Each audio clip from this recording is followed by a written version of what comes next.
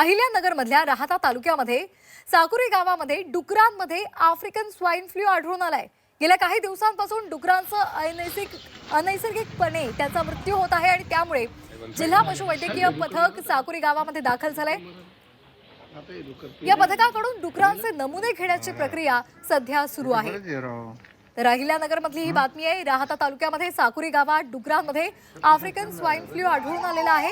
गेल्या काही दिवसांपासून डुकरांचे अनैसर्गिकपणे मृत्यू होत आहेत आणि त्यामुळे जिल्हा पशुवैद्यकीय पथक साकुरी गावामध्ये दाखल झालंय आणि या पथकाकडून डुकरांचे नमुने घेण्याची प्रक्रिया सध्या सुरू आहे। याचा आढावा घेतला आमचे प्रतिनिधी कुणाल जमदाडे यांनी। पाहूया।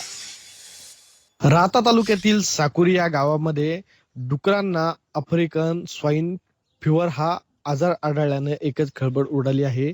गेल्या 2 दिवसापासून अहिल्यानगर जिल्हा वैद्यकीय पथक जे आहे पशु वैद्यकीय पथक ते या गावामध्ये ठाण मांडून आहे आणि शास्त्रीय पद्धतीनं जे आहे ते त्या गावातील डुकरांची प्रशासनाकडनं विल्हेवाट लावण्याचं काम सुरू आहे। वैद्यकीय पथक या गावामध्ये दाखल झालेला आहे। नेमका काय प्रकार घडला होता, भोपाळ येथे या गावातील डुकरांचे नमुने देखील पाठवण्यात आले होते, नेमका सविस्तर काय प्रकार आहे? मागील 2-4 मागे 1 आठवड्यापूर्वी वऱ्हांमध्ये अनैसर्गिक मृत्यूचं प्रमाण आढळत होतं।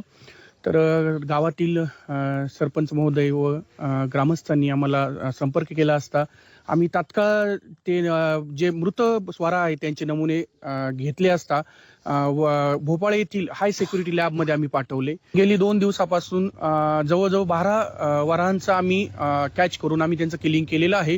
आजही आम्ही पूर्ण गावामध्ये एक राऊंड मारलेला आहे। तर सध्या परिस्थितीमध्ये आम्हाला वऱ्हांचा सध्या दिसत नाही आहे, परंतु आम्ही इथे पुढल्या काही दिवसापर्यंत आम्ही इथं आमचं शोध मोहीम सुरूच राहील। कॅमेरामन साईस कुणाल जमदाडे, जी 24 तास, राहाता, अहिल्यानगर।